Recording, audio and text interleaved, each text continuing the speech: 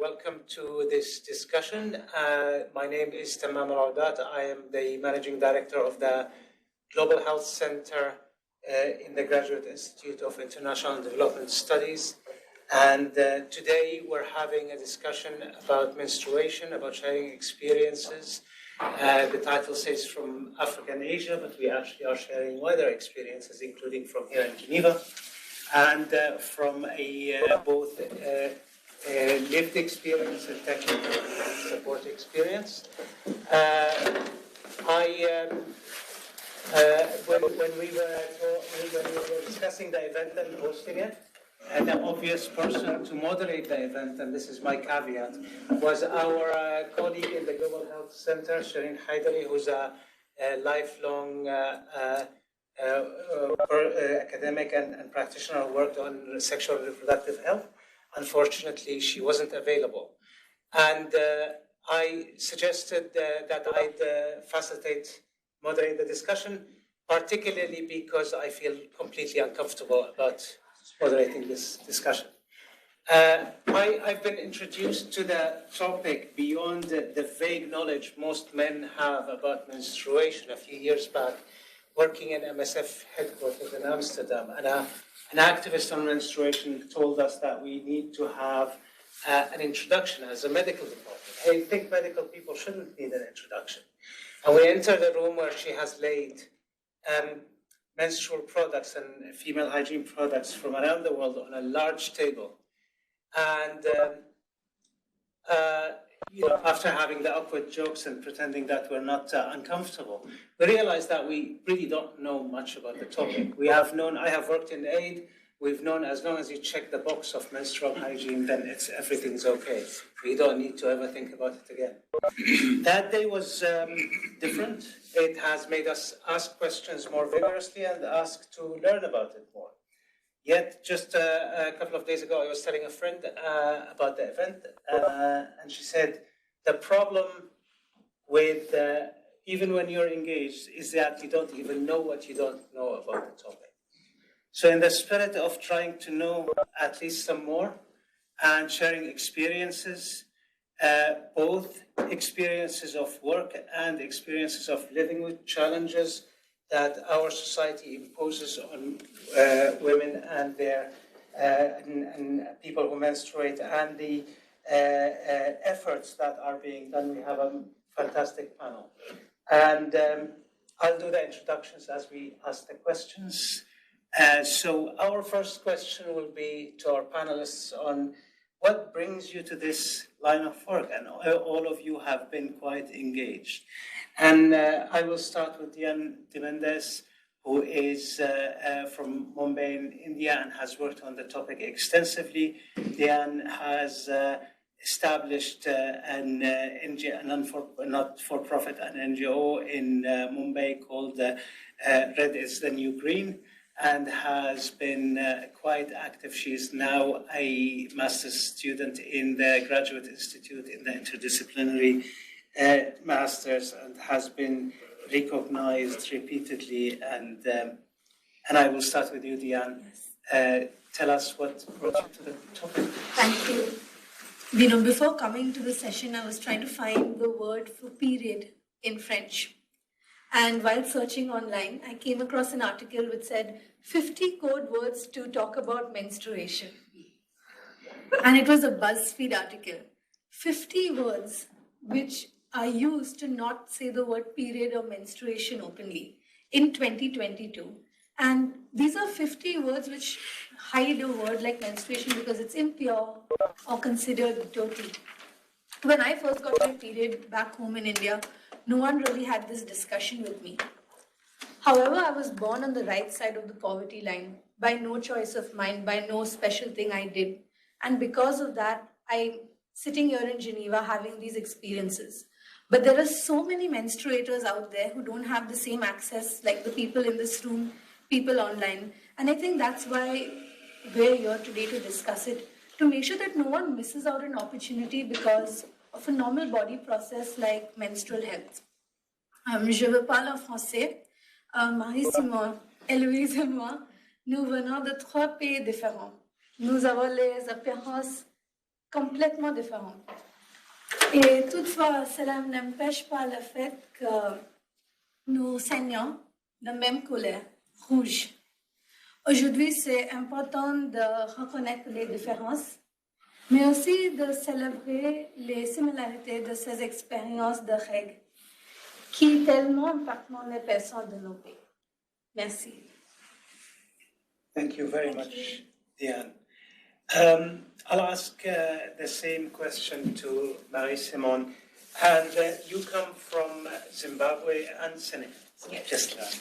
And Marie-Simone has also worked extensively and was the founder of Vasikana Vidu, that works on period poverty in Zimbabwe and has been engaged in the topic very closely.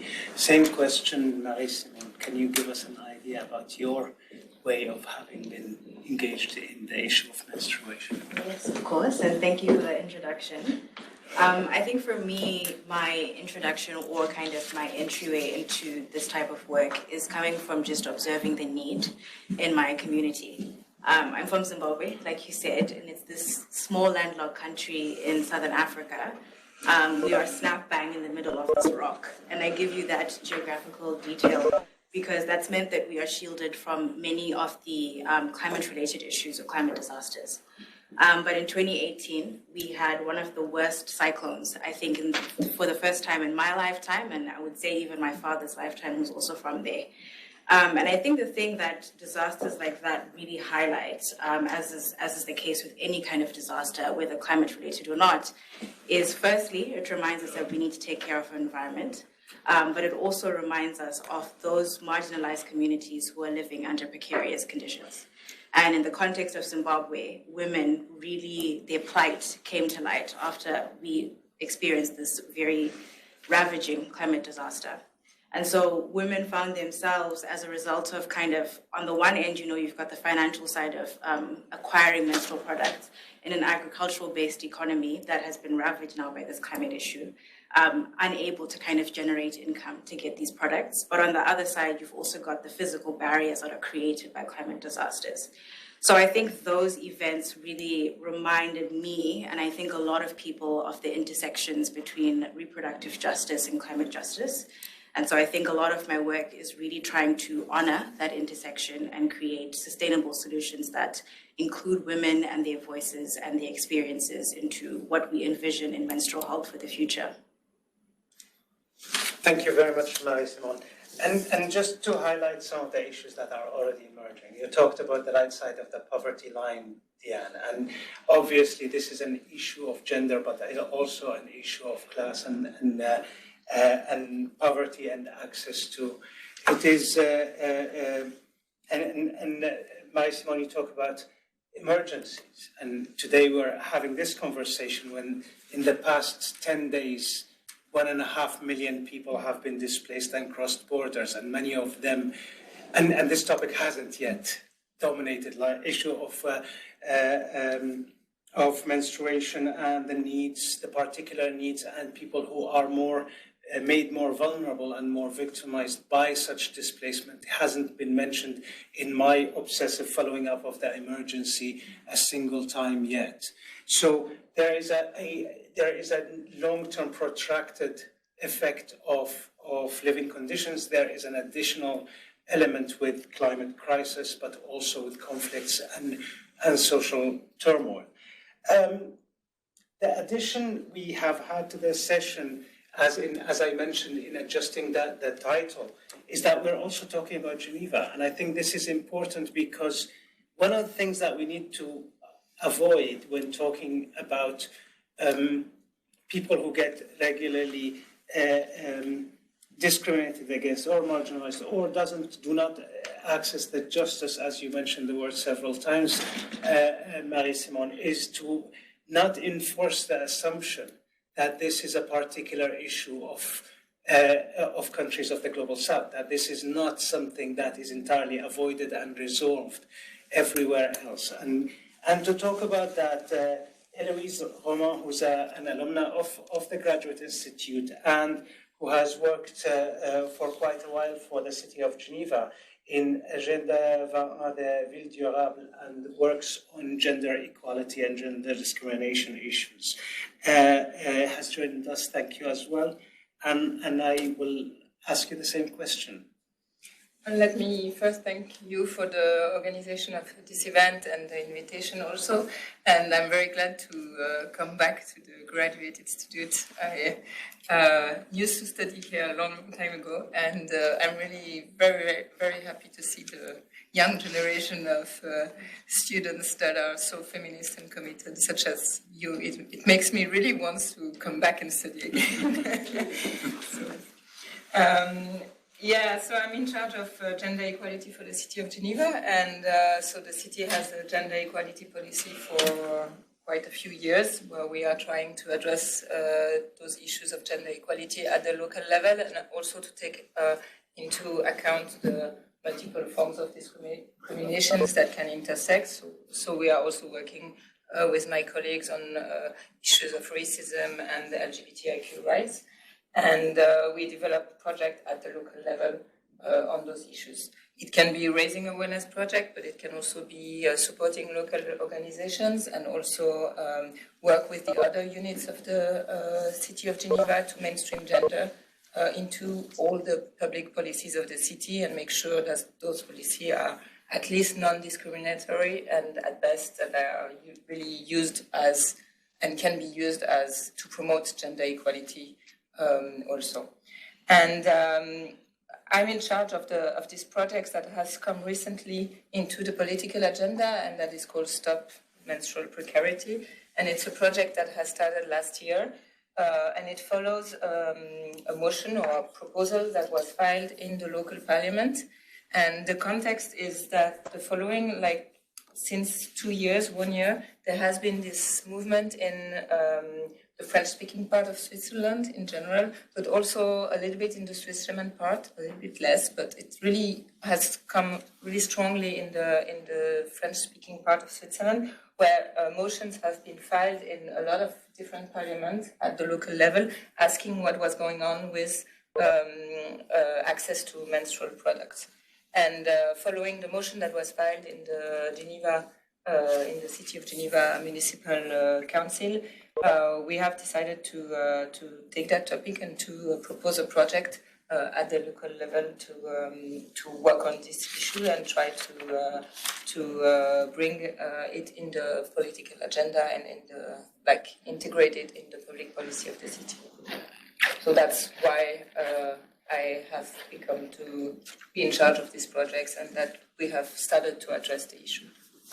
So, for the men out there who do not understand menstrual products, their cause or their influence or so on, how is access to them different from access to other issues? Does the absence of free and available menstrual products have a particular effect that you can describe, particularly in a country that is well off, where people aren't necessarily, at the edge of precarity? Because the use of the word is important, and I think it should be expanded. But it's interesting because it was never spoken as a topic, the issue of access to menstrual products. And we don't have any statistics in Switzerland or in Geneva about how many people do not have access to those products. But when we talk with the local associations, when we started asking around, is that a topic? What are the challenges and what are the issues? All the associations, all the people we asked what was going on, also in the social services of the city, everyone said, yes, it is an issue. And also with the crisis, the pandemic, it came in the forefront that a lot of students had issues and a difficulty to have access to those products because of a general situation of precarity, but suddenly also because feminists are more vocal now and heard, and also because there are more women in parliaments, and suddenly it became a topic and it came it was a reality for a lot of people, but it was just unspoken and everyone was just dealing with their own means to find solutions, and now it's coming as a topic. And the consequences are, I think, the same as in other places because they can be social, they can be medical, or in terms of health, and it can really bring to exclusion, because if you don't have access to those products, well, you cannot go out the same way, or go to school or to university, go to work and so on. And the health issues are the same, because if you misuse those products because you don't know how to use them, or because you use them too long without changing them, for instance, then you can risk infections and so on. So it's the economical access to products, but sometimes it's also the information and the access to how to use which product and how and when and what are the risks and so on. That can also be an issue. Thank you. The last speaker, Dr. Vinka Chandra. Nice to have you here. Thank you. You have worked with WHO for a long time, and you started your engagement with HIV, and then currently you work in adolescent sexual and reproductive health. And we've had a preparation conversation, and I'm very eager to hear your take on that. How did you get here, and what would you have as an angle to address? Thank you. So thanks again for the opportunity, and my first live in-person event after 16th of March 2020. A day we'll all not forget. For me, 4 quick answers. See, my mother is 92 years old. She lives in India. She's a graduate, a well-educated woman. I grew up in a loving, caring, upper middle class family. But when my mother had her period, she was not allowed in the kitchen. I knew that was wrong instinctively. It's hard to see it's wrong when everything around you is being done the same way, but I knew it was wrong. And I knew that when I grew up, it would not be the reality in my home. My son is here. He joined us today. We talked about this as he was growing up, my daughter. So, this is, even then I knew this was wrong. I work on adolescent health. So when you talk to young people and you go in as this WHO public health expert and you talk about AIDS or lung cancer, they're not interested. They're interested in everyday realities. And acne is more important to me than, tobacco and lung cancer. And so whenever you talk to young people, girls, periods come up as a big issue. But more importantly, we've done training workshops for health workers all over the world. And when you start a workshop, you say, can you all remember one thought about your adolescence that you had, and put it face down, and then you collect the cards at the end of the workshop. At the end of the session, around the world, the experience is a traumatic experience during adolescence. Started bleeding in school, there were giggles in the classroom. The teacher asked me to come and wait in the staff room. I waited for 4 hours. I thought I was dying and thought my insides were coming out. And my mother came looking as if there'd been a death in the family, brought a blanket, wrapped me around, took me home, gave me a bath and said, from today you can't speak to the boys. So that's the experience, very really.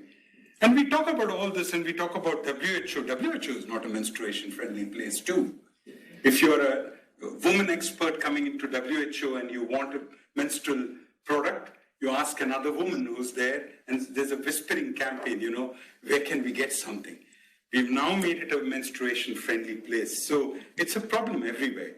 In my home, with the young people I work with the professionals, and even here, I don't know about your graduate institute, how menstruation-friendly it is. It's something that we have to ask ourselves all the time. Thank you. Thank you very much.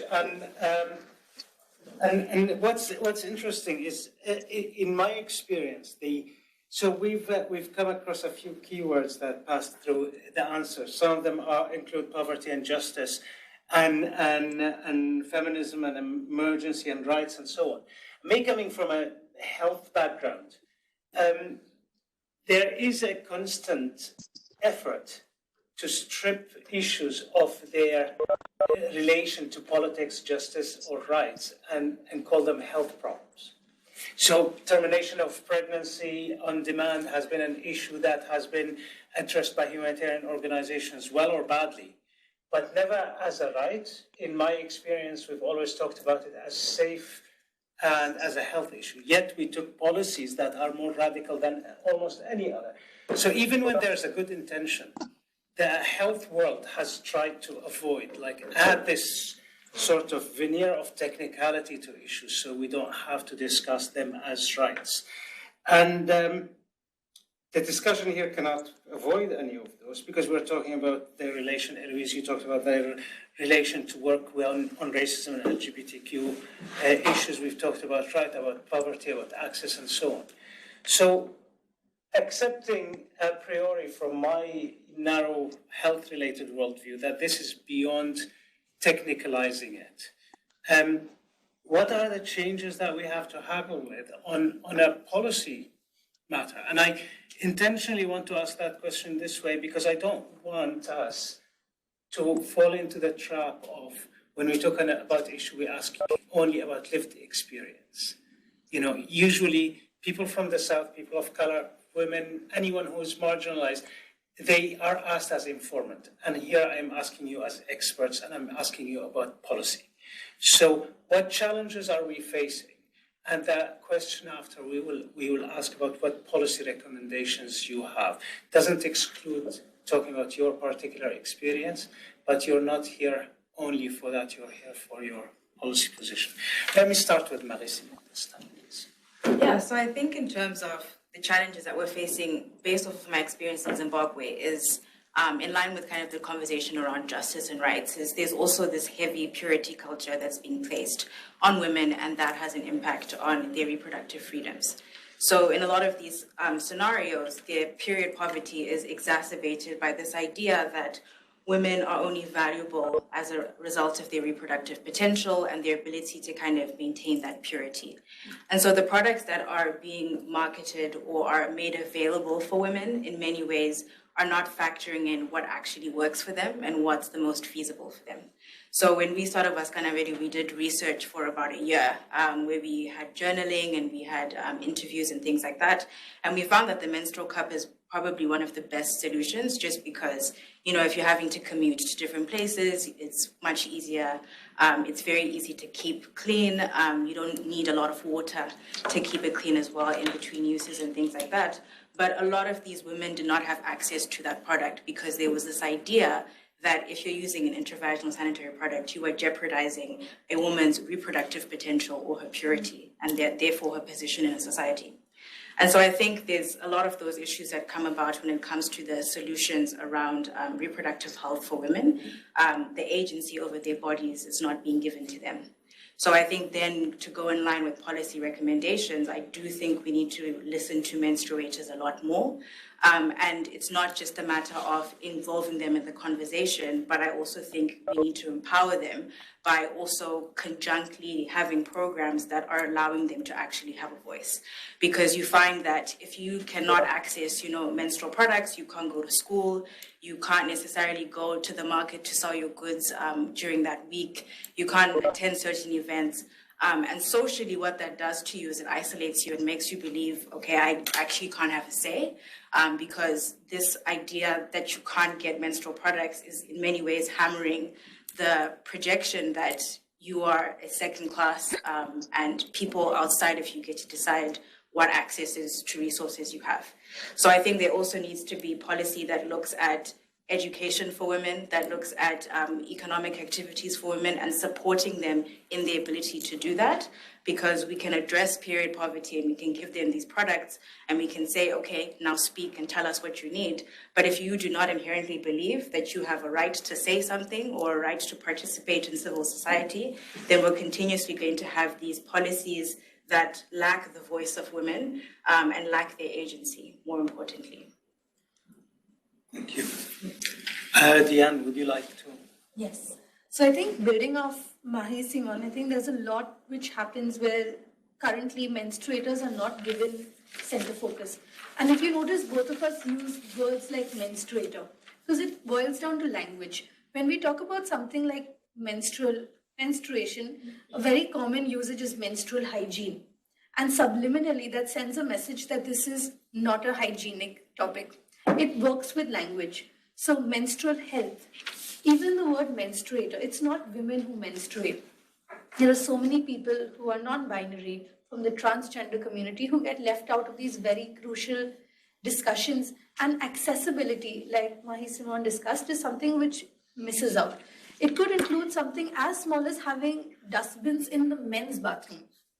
And many people ask why this is important, but if someone wants to change a sanitary napkin, there's no place to dispose it. There's no nuance which is happening. So when we have policies in terms of inclusion, we really need to be very open to what's then pass the mic. When we have discussions about menstruation, it's normally 4 or 5 women on a stage talking. And as a result, in many cases, I've seen this, and speaking from personal experience, people don't take you seriously after that. They say, oh, it's a women's issue. They'll keep talking about it. This is always going to happen. Well, we need to pass on the mic. There are people with disabilities. There are men who need to be brought into the discussion. And we focus a lot with including people and making sure everyone has access to speak. Because when you talk to men about it, this is a really short experience. We show sanitary napkins, men's period cups, all these issues, and we show all these products to boys. And one boy very confidently said, oh yes, I know what a pad is.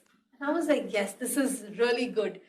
And he said, yeah, this is used for shoes. And we put it as an insert inside shoes, because in all the advertisements about sanitary pads, everyone's happy, everyone's jumping. It's just because they have comfortable footwear.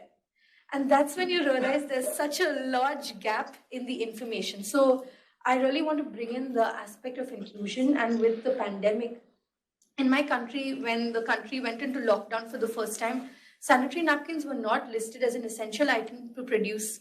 And after 7 days, it was reinstated. But that goes to huge supply chain crunch. And it really goes to show that in matters of crisis or in any situation, these topics like menstrual health or reproductive rights normally take the back seat. In disasters, and especially like you said, 1.5 million people have been displaced, but there's not one mention of how are they going to get pads. More important, how are they going to have water to use? And that's something we need to look at, pandemic preparedness with this, and also inclusion. Thank you. Thank you very much. And just to add from experience, and that's not even a few years back when the so-called refugee crisis in Europe was still on the headlines in 2015, I was in an assessment on the Hungary-Austria border. There was a rock concert venue for festivals that was given to refugees as they pass, and many of them were passing immediately to go towards Germany. So there were bunk beds, as hundreds of them exposed to each other. There were chemical toilets, and there were volunteers, very well-meaning volunteers, who were cooking food and preparing and helping people, and there was a clinic and so on. People lacked actual experience in having worked in refugee settings, but there was what puzzles me often is the lack of what seems like common sense. And how does that translate to what people think and prioritize? Because one of the issues that were immediately visible, having worked in places where women suffer from security issues in displacement settings, is that the chemical toilet was in plain view of the whole place and with not even a cover. So the moment the door is open, everybody exposed. And any of you who've seen camp toilets, it's like 90 by 90 centimeters. There's no space for anything. There's no supply of water, the water outside. So when that's pointed out, people immediately figure it. But the fact that we are in a place or in a situation where this doesn't register as much as people need food, they also need safety and privacy is a bit haunting in the sense of how do you address those issues? To give voice, to give agency, to give a place on the prominent conversation is not only a conversation about menstruation, it's a conversation about the social structure, all of it. And by no means do I mean it's the responsibility of this debate to change society, but it is as difficult as it sounds, at least, to make that beyond like the tokenism of bring someone to talk about it, so we check a box and go away. Is the experience different when you are in Switzerland? No, I think it's the same ideas and the same fundamentals that we have to remind, and I totally agree with what you both said on inclusivity, accessibility, and one issue in the context of Geneva, I think first it's to explain or make sure that it's a public policy matter and not a private or individual issue. Because if you listen to the political debate, there is one side who says it's an individual matter, we don't have to get political about that, and other people who say it's a public policy matter, it's a political issue because private is political and we have to address that. And to me, the second, once we've cleared that out and say it's a public policy matter, and it's a bit like, if you remember, but in Switzerland a couple of years ago, domestic violence was not considered as a public policy matter, it was considered as a private matter. What was happening inside families was no business for the public policy, and it has changed. And in a way, all the debate we have now, it's exactly the same. It's to show it's a public policy matter. And once we've done that, the other issue is to make sure that there is no simple solution. Because one of the things we can hear is, okay, let's put pads in every toilets, and problem is solved, we can move to something else. But it's not just that. the way, it's not just that, it's not going to solve the problem. And we have to have a much more complex approach to it. And again, take into consideration the context and also the different public policies level. For instance, at the federal level in Switzerland, we still have menstrual products who are taxed at the normal level. It's 7.7%. For instance, cat litter, it's taxed as an essential product. Sorry, so it's 2.5%. Why? I mean, I let you meditate on that. It's completely insane. So that's one thing we have to solve. And it's not only the question of the price of the products, but it's also what it means to have those products not listed as essential products. So each time we have to see where we can act and how it makes sense. And that's, again, to link it with what you were saying, it's a transversal issue, and it touches a lot of different fields. And another example, it can also be a question in the constructions of building, because when you are building toilets, for instance, it's a good example. How do you include this the question of menstruation?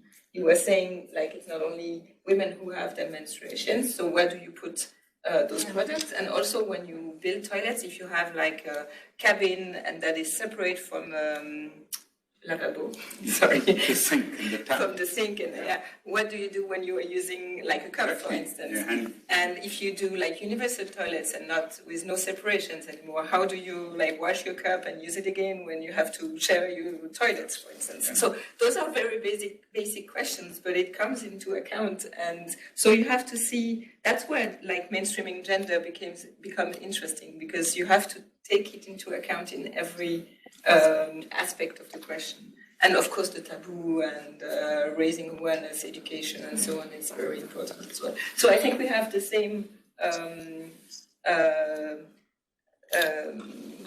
issues that we are trying to think about when we are building public policy. It's just the context that changes, and the solutions might not be always the same, but we have to take all the context into account, and also always keep the idea of people's autonomy and their rights at the center of it. And just the two small things. One of them is it's interesting how turning something into policy can backfire. The fact that you sometimes it allows the discussion of, okay, let's put it in every toilet and we're done, let's not talk about this ever again. It reminds me of an argument Sarah Ahmed made on racism and inclusion, and she talks about how equity regimes become used as a weapon for inequity regimes. And this is an interesting one, because allowing the thing to be reduced to a checklist of do this and get it done with, might actually end up marginalizing the conversation even more. And this is a struggle, and I can imagine immediately that, okay, so what do you want then? That question is, we've done what you wanted, why are you still talking about it? Are you just trying to, and this form, particularly in my mind, focuses on the word you used. You said menstrual precarity. And precarity is, my attempting to understand that, is a precarity as imposed politically and socially rather than the normal, what people experience as difficulties of life. They're normal, our biological limitations or anything else. Precarity is what society imposes on us, and that the precarity goes beyond the single topic. So the mainstreaming of gender is absolutely interesting and important. It's revealing to see that the challenges are the same across very different contexts. I want to open it to the audience for questions, but I would like to ask Chandra, what do you see the problems, the challenges from a health, from a policy? No, I really value the points Mary Simone and Dean made and Eloise made, and so I'm just going to add to that with 3 points. You talked about, the health stripping off rights, but if you've heard Tedros speak about the COVID vaccine, he speaks about the inequity as obscene, and the language he's used is a rights issue. So I think, you can strip it or you can use it. And I think he's used the issue of the inequity as double standards, as you know, what Western countries have done to stockpile vaccines. And that's important. And he used rights, and he consistently uses rights as the basis of that. The other issue is, you're talking about the wider issue, but still in many parts of the world, girls are killed before they're born through infanticide. There are still hospitals in many parts of the world, neonatal care hospitals, where 80% of the babies are boys. Girls, if they are ill, are left at home to die. They are not fed the same way. They don't go to school in the same way. They are beaten. So, this neglect of menstruation is part of a wider neglect of this, which needs to be addressed. And I think it can be addressed. You talked about policy being abused, but policy can change things. Look at child marriage. Child marriage was a non-issue. It's now central on the agenda. And in many parts of the world, child marriage has declined because it's a policy issue. So, you can have examples both ways. Thank you. I think we should open, before we start talking about solutions, let's talk about what the audience would like to share or ask about of any of the panelists or generally. But we also are very open to hearing other experiences and other views on the topic. So if we have any in the room or online, please.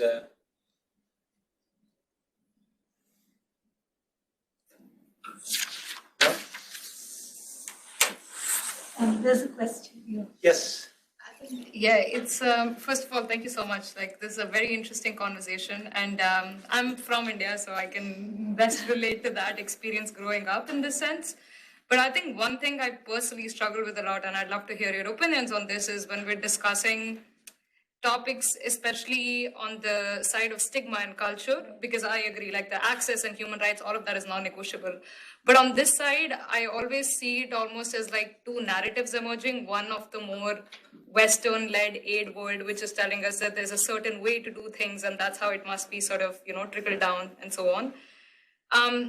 But then there's also the other narrative, which is very much localized.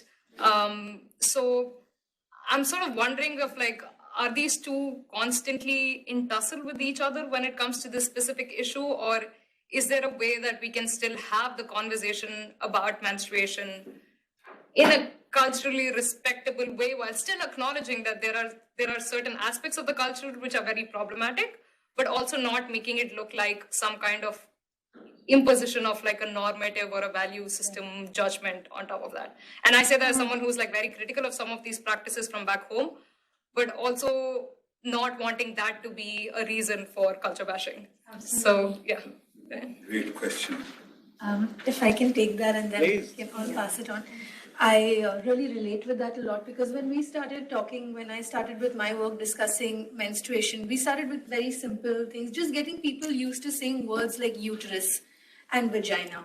And we would have like a presentation and they would pull out the cord and say, no mic, no audiovisual, this is just, please pack up, this is too much for us.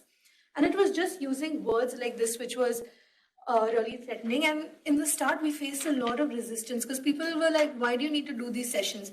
Why can't you all just be like the other brands? Like there are many companies which come to do market testing. So they'll come to schools, corporates like Johnson & Johnson or Procter & Gamble, and they'll give you a sample. So girls in the 7th or the 8th grade get one sample and that's it. And they call it an awareness session, no discussion. And then we come in and we're just trying to normalize a conversation, have it. I'm very comfortable with awkward silences, people sitting, no one responding. I can also sit for long periods of time now. But what that really showed is that our approach was different because we were going by this, like you said, a textbook approach saying, okay, let's do this, let's try it out. And it really wasn't working. And what we realized is that we need to open the conversation and meet people where they are. So we realized people were not responding. Children were not responding to interventions or discussions about periods. Or they'd say, yes, this is fine. Periods are positive, yes. But go home and be like, hey, I didn't wash my hair for 3 days on my period. Or they'd be like, don't do this, don't touch that. And we went a step further and found out that while at a school level, while people like us might come in for 1 hour, talk about periods, really wow them with a good presentation. Back home, you're living a very different reality. And you live with parents who never had access to it. My own mother, or say, so many people on this call, your mom as well, maybe never had a room where you could discuss periods in a public space. They never had that support system which we had. So when we work with people of different mindsets, people with different things, it's important to meet them where they are. We don't have to go with all guns blazing, being like, yes, this is right, you are wrong, these taboos don't need to exist. But really rationalize it, see where they're coming from, because it always comes from a place of fear. Change is not always well taken, especially when it's something as personal as period, something which you've believed to be right all your life. A 20-something person comes with a nice PPT and some funny memes and says, you've been doing it wrong all your life, this is what's correct. It doesn't sit well. So we really need to be mindful of the fact that yes, people are at different places in their journey of education, and you can find ways to culturally respect it. In India, a big topic, especially with religion, is that when you're on your period, you can't go to religious places, you can't partake in certain things, and it's a very sensitive topic. Chandra, you would also be aware. Yes. And it gets political also in many places. So what we do in schools is we don't shy away from it. We address that, yes, this is a challenge, but at the end of the day, it's your decision. What we can do as people, as policymakers, as organizations, as grassroots people, is give you access to all the options. Whether it's imposing, say, people are like, don't come and tell us about different products. We don't want to know about a menstrual cup. We don't want to know about this. They're happy with this. What our duty is not to change it. It's not to promote. It's very product agnostic. It's to give people the platform to say, hey, these are the options. These are the pros and cons, but we're not one more people, or this policy is not one more thing here to impose on you or tell you what's right or wrong. You just need the tools to make the decision for yourself and have access to that. So I think that is how we normally go about it, to meet people where they are. Could I build on that, please? Please. See, I'd just like to make the point that, and I hear everything that you say, is that the menstruation movement, the attention to men, didn't come from the north and go to the south. In fact, it came from the south. And it's in Scotland and Switzerland, it's now an issue because of activists from the south, activists from India. So I think that's my first point. The first point is, unless you have activists in the country getting up every day, thinking about something, caring about something, you can't come in from outside and impose it. The UN can't, international NGOs can't. You can come and say, people will say the right things, and when you leave, they'll go back to the square one. Second thing is, we must challenge culture. Female genital mutilation, you have to challenge. Child marriage, you have to challenge. Violence against women and girls, people will say, we've always done it. If you've always done it, you stop today, because this is an infringement on someone's rights. So I think there's no harm in challenging culture, doing it in a sensitive way, bringing on change agents, finding champions from locally, but if it is an infringement of rights, you have to stand up and say it's an infringement of the rights. For us, and why we are involved in this is, what does the adolescent want? It doesn't matter. We don't address menstruation because it's going to cause cancer. It's because it's about their self-esteem, their ability to manage their lives. So, if that's the central issue, then, you can take these issues and challenge them if you need to. Also, just to clarify, I'm all for dancing culture. I know. Very much. It's important that you ask that question. But can I be the devil's advocate for a second? My problem is not with challenging culture per se. My problem is in the global conversation, public health, public policy, and so on. The starting point is different. Violence against women exists everywhere and is actually appalling in Europe. But the starting point of the conversation about violence gives you the impression that in many global south countries, violence is embedded and normalized and accepted by everybody. But that's not how you hear the conversation about other places where violence exists equally or differently. The problem I have is not in addressing cultural issues per se, as much as how do we start a conversation that that goes from technical issues into culture. The other thing is, at least in many of the health-related issues, is the conversation starts intentionally or not from a place where we know the solution. We need people to buy into it, but let's remember, if there's funding, we invent people who buy into stuff. And if there's no funding, then there's no one to buy in anything because the conversation doesn't exist. I mean, there's still an assumption generally, and I'm talking about public policy in general, that even when things come, activists in the South will be given a platform if their message resonates with recipients and funders in the North. It's not that everybody ends up having the same platform. So I agree with that challenging violence in all its forms. I fear that in the outsiders trying to wrap our heads around cultural complexity, we end up oversimplifying it and hence prone to rejecting stuff. And that's not only in the global South. In Switzerland, there are stereotypes that are ridiculed. The difference is you have recourse to other means. And on international development, it has been argued that, a state is a paternalistic entity, generally, but at least in some places there's a recourse to democratic means, in others there isn't. And in international development and global policy, there's no recourse for people who are affected by the policy to any form of accountability or questioning. So if someone comes and tells them, this is the product or this is the state of being you have to exist in, their choice is between nothing and something that's offered. So, I mean, challenging culture, including the culture of telling people how to live their lives from the outside, would be very interesting too. Yeah. I have two questions, and I don't want to.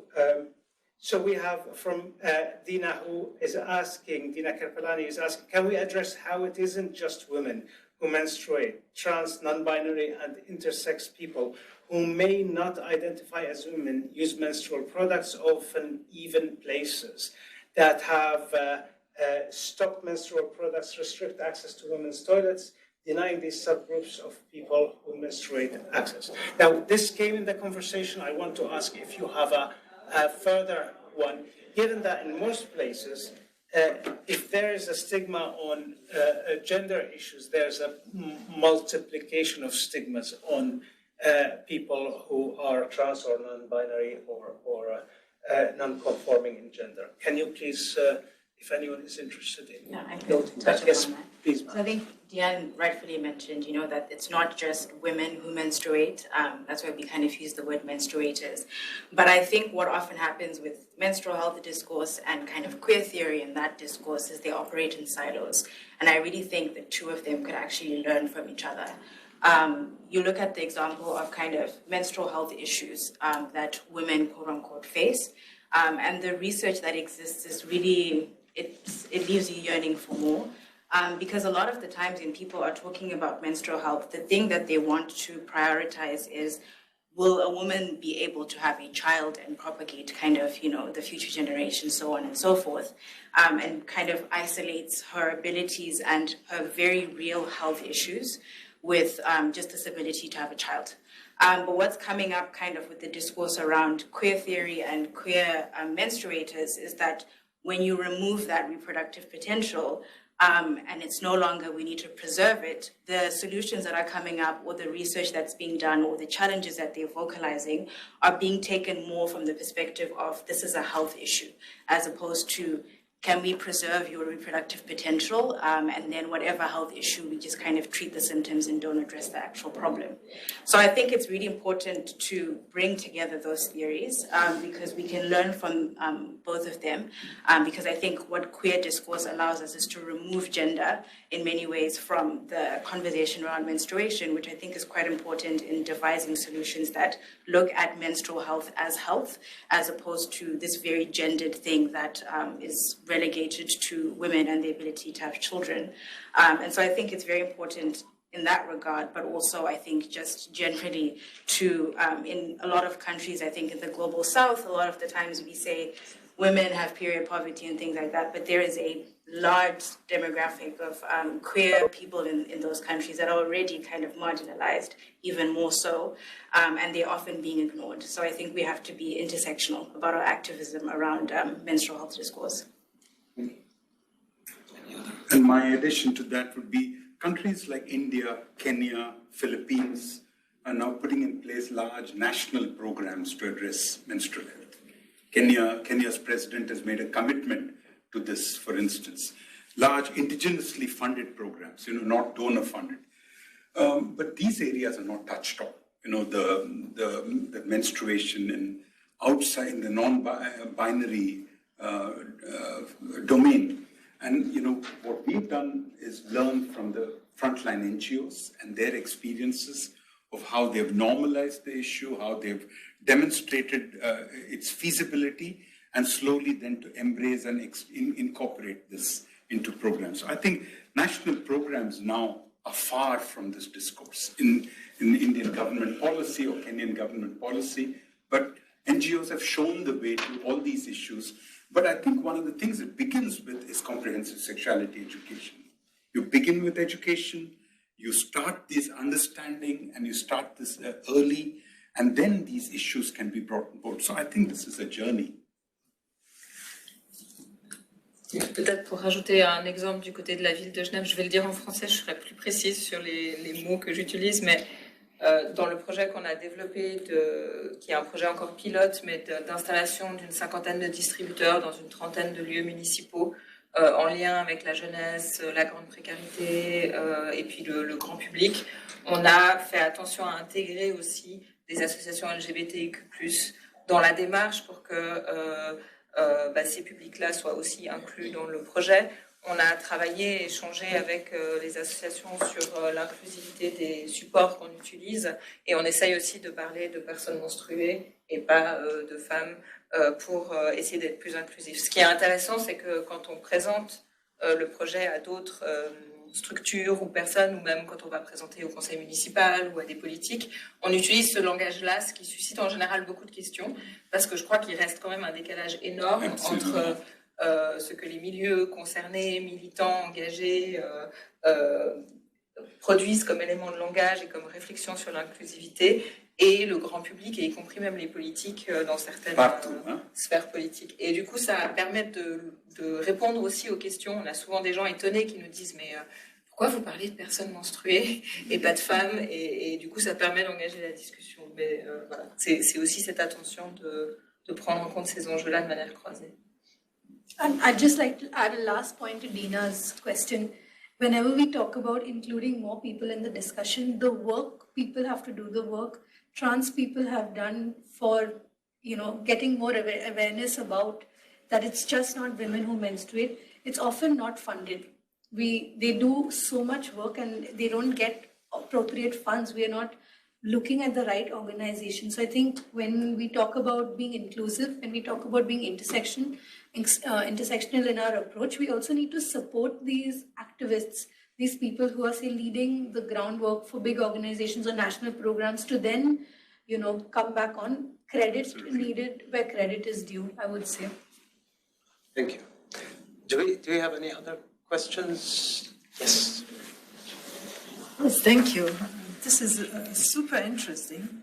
Thank you very much. I want to pick up on something that I think it was Diane. You talked about the fact that the big companies, Procter & Gamble and others, are coming to the schools and they're distributing pads and whatnot. So I want to get back to the technical stuff, actually, because I think the thing may actually matter. And I'm just curious, how, this is obviously a huge market, and I think it's an issue there. So what kind of interests are actually attached to the pads? And are there any alternatives to using the multinationals to bring us out of menstrual precarity or whatnot, if that's what they're doing? I think that's really interesting. And when we look at products, when we look at brands, because the feminine hygiene market is about $5 billion as per 2020. It's a huge market, and very few people actually focus on the economic aspect of it. So in South Asia, Procter & Gamble, Johnson & Johnson, they're big players. In India, about 50% of the market share is just Procter & Gamble. And it's interesting, the language also, because in my country, it's called Whisper. The brand is called Whisper.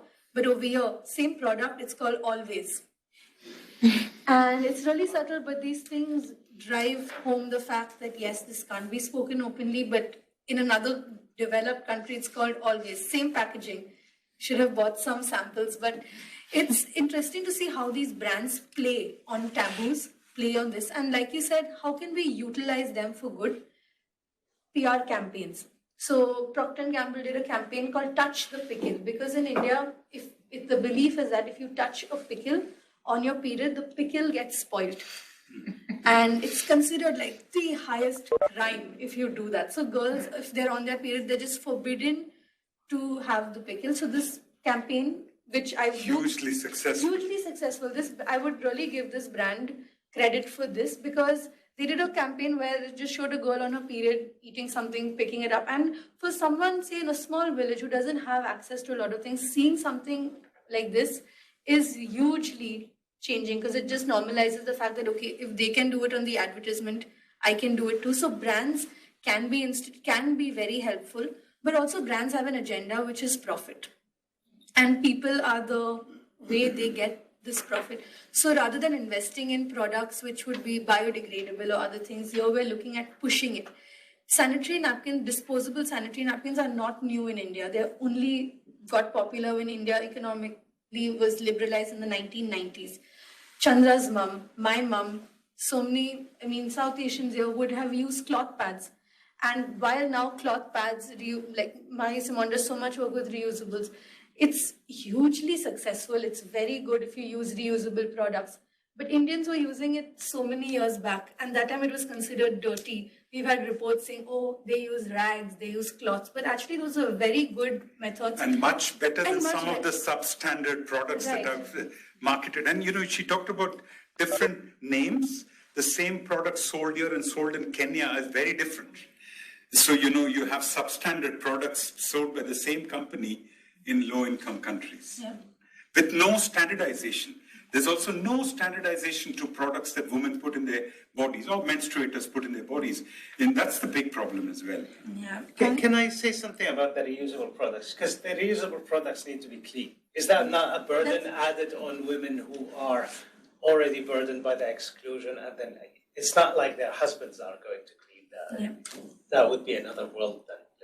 When you talk about cleaning, of course, it's very important, and that's where the taboos come in, because this topic is so connected. So whenever we talk with people who are using reusable options, you tell them that while you wash it, it's important to disinfect it, dry it in a sunny place out in the open, so it gets sunlight, it's disinfected naturally, it's fine. But because of the taboos, they're too scared to have that cloth. You can't dry it out in the sun. in the public. They're too scared other people will see the cloth. So it's dried under your bed.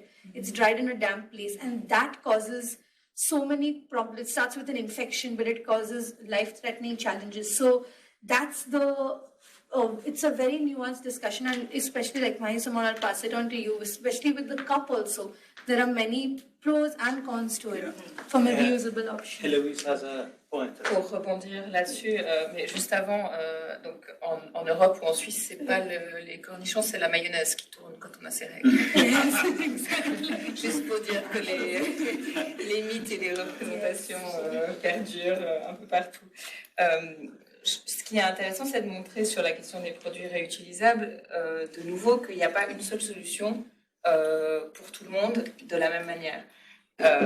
Alors, les produits traditionnels, du marketing, on va dire, classique, contiennent un certain nombre de substances qui peuvent être dangereuses. Il y a eu des études qui l'ont montré pour la santé des femmes, parce qu'on met à peu près tout et n'importe quoi dans les serviettes hygiéniques, etc.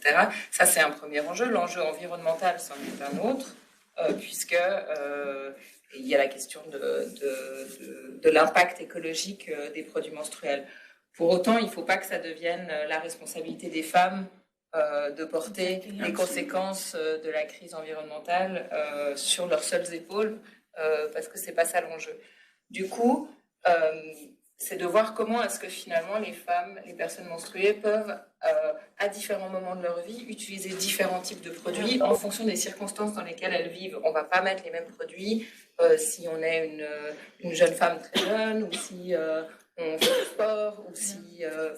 etc. Et du coup, de pouvoir intégrer ça dans la réflexion et de dire, dans certains cas, on va pouvoir utiliser des produits réutilisables et dans d'autres pas. Et toutes ces options sont valables et légitimes. Pour les personnes sans domicile fixe, par exemple, l'enjeu en Suisse, c'est que si on ne peut pas faire de la promotion des produits réutilisables parce qu'il faut avoir accès à un point d'eau et il faut avoir accès à des conditions d'hygiène qui sont suffisamment bonnes pour que ça puisse être utilisé. Donc, du coup, il faut qu'on intègre ces différents paramètres à chaque fois dans les réflexions. Dans le projet de la ville, sur la question des distributeurs qui sont dans les lieux municipaux, on a fait le choix de mettre des serviettes, et uniquement des serviettes et pas des tampons, en coton biologique, donc qui remplissent un certain nombre de standards. Alors ça augmente probablement un peu le coût du projet, mais ça nous permet d'avoir un impact environnemental moins important. Et puis à côté de ça, l'enjeu c'est de développer d'autres axes du projet et d'avoir par exemple l'encouragement à l'utilisation des produits réutilisables, de pouvoir présenter ces produits, les expliquer, donner les informations, mais pas d'imposer en fait qui doit utiliser quoi, mais plutôt d'être dans une vision d'accès à l'information, comme on le disait. This has several parallels in the health world. Of course, it's one thing that is important to not go and impose a certain line of products on people. But that discounts the fact that there has been decades of aggressive marketing by companies that have discredited traditional products. Yeah. This has happened with the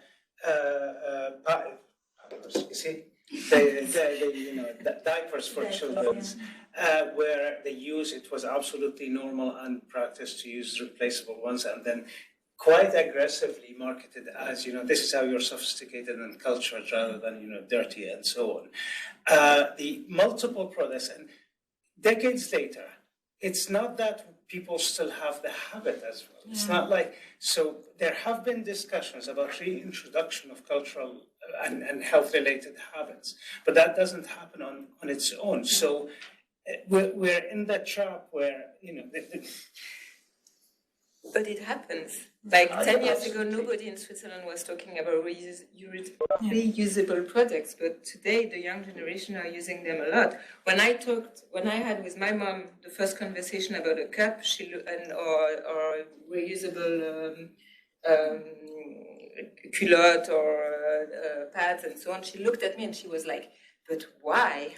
Why would you do that?" Because our grandmother and mothers have taken so much time, like cleaning their napkins and stuff they were using and so on. Why would you do that? But now it's so common. Also, of course, there is a big marketing. But that's also another question, because you've answered about the infection and healthcare, and I was actually talking about the economics. Because the time consumed cleaning stuff, in addition to all the cleaning and so on that women are expected to do in the household, is time taken from the ability to work, the ability to do other things. So I fully acknowledge that, but I am the least comfortable person deciding, oh, we should use, reusable products, and I'm not the one who's going to clean it, so I don't have a burden of that, except, feeling sad. And this has been tricky, because we've had a conversation like that about breast milk substitutes, powdered milk, where it was pushed by the outside quite aggressively, then opposed by the outside quite aggressively, to the extent that, and there's a downside, and this is not just like fighting habits and stigma, this is also fighting corporations in a way. But you're also pointing to the fact that it's again a transversal issue, because the issue with women carrying most of the domestic tasks, maybe the problem are not the reusable products. The problem is the uneven repetition of domestic work. So then we should work on that. Absolutely. And so it's always, we are always like finding a new topic. So essentially, you need a product. You need a range of products, Yes. and a range of products which meet different people's needs at different times in their lives. And I don't want to leave this topic without saying, if you've watched this TED Talk on the menstruation man, do a Google search and find it, because there's a huge movement to build local products and locally relevant products, and that's true as well. So when you say that, Chandra, now we rely on the market to make the products available, and the market will gravitate towards the most, profitable product. So how do you deal with that? Is it something that should be universally subsidized, the range of products, not only the availability of a product? So, I don't have an immediate answer, but at least what they're trying to do in India with the national program is subsidize, because they have an army of ashas, accredited social health activists, who go out and improve hospital-based delivery. These people sell menstrual products at subsidized prices to those who are less well-to-do. So you need targeted programs.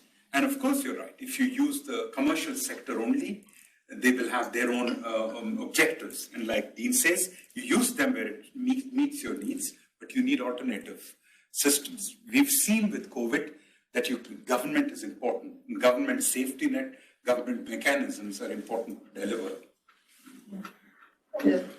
Yes. Okay. Just wanted to add on that, while we focused and while we're coming to the end, we spoke about national programs and on a larger scale.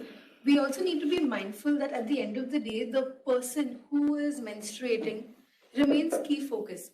Because while we may have so many targeted things, if they personally are not comfortable with it, but just because they have to check a box saying, okay, received supply of pads for 2 months, they'll take it. But it's normally stockpiled at home, the quality substandards, it's falling apart. But there's still a statistic at the end on a report saying, done, checked.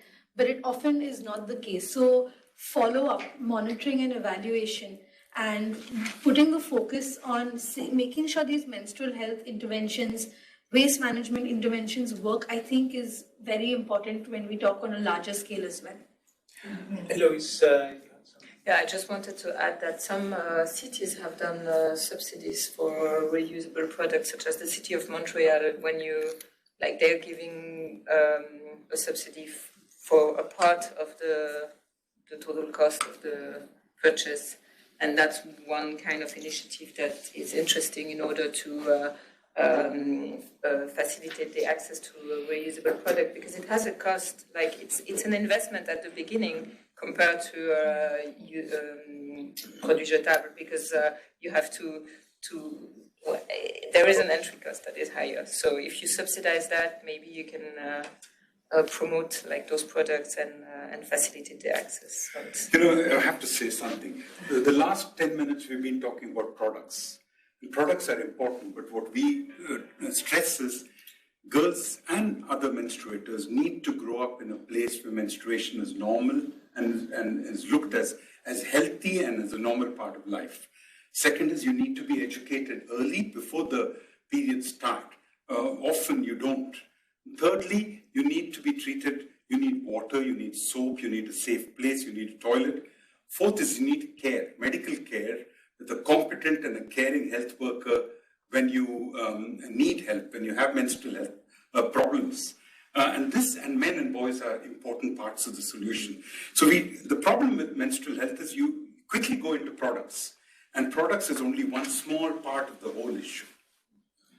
So, sadly we have to close very soon, but I'll ask you please to give a few remarks, but just to say something, in policy discussions, obviously, in most discussions about marginalization or prosecution or exclusion, obviously many of the solutions require bigger changes.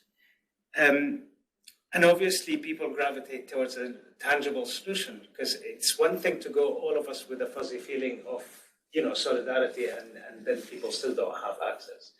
And it's another thing to, but also to focus on products at the expense of looking at that. So it feels always like this is the dilemma of, wanting to look at a bigger picture and falling short of a bigger solution. Because, and for me, it goes to what you talked about, Marie-Simone. In the immediate, obvious thing is justice is not individualized per topic or person. There's an intersection that is obvious between different prosecutions, and the action needs to intersect. So, thank you, Chandra, because the trap of falling to talk about, okay, let's make this available and we solve the problem is not enough. I will kindly ask you to give a final note and finish, because we've jumped over time. That's perfectly. Yeah, I think the conversation has really touched upon really pertinent points. I would just say I think it's really important that the issue around menstrual health be something that's seen as a collective issue as opposed to a very individualized and very gendered in many ways issue. Because I think in some of the solutions that we can come up with, certain divisions get exacerbated, like class divisions. For instance, reusable products or subsidized products are being seen as this solution for the poorer people, whereas the wealthier people get the choice, they get to buy and all of these things. And so I think if we collectively come together to look at menstruation as part and parcel of everyone's life, even if you don't menstruate, I think that's very important, so that we are not reinforcing certain divisions as we're coming up with those solutions. Thank you, Nancy. Yes, I think in this discussion we've looked at a lot, and I just want to end with saying that we need to pass the mic on. We need to really give a voice to people who are on the field, support them, because that's where the solutions come from.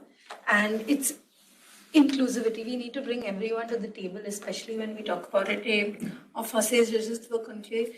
C'est pour avec nous rassemblons avec les tout pour discuter ça, because it's still 2022. And the fact that we're still discussing it, we have so many challenges, and I really think, and I believe that menstruation should not be on that. So I feel if we work towards it, it's definitely a possibility to not have this in the future. And see organization, at least like mine, cease to exist, because there won't be a need. Thank you. So to build on what Dean said, it seems so complex and so big and difficult to do, but I just want to step back and say, today, 25 years since the International Conference on Population and Development, fewer young people get infected with HIV, fewer of them get married as children, fewer of them have female genital mutilation, fewer of them are giving birth before the age of 18. There are huge improvements. We don't have all the solutions. Like Dean says, we need to pass the mic. But if we pay attention to this and don't let it go and support champions from countries, we will find the solutions and we will move forward. If you don't, if you wait till the perfect solutions come, we can wait till the cows come home. This is a messy world, and we have to move in a messy way forward. Thank you, Chanda. So I totally agree with what was I keep that expression. I think this is also why I like working at the local level, because we can like try to take all these challenges, issues, and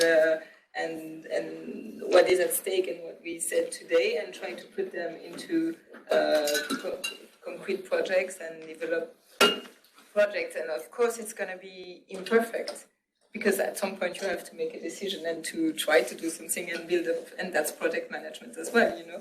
So, but we are trying,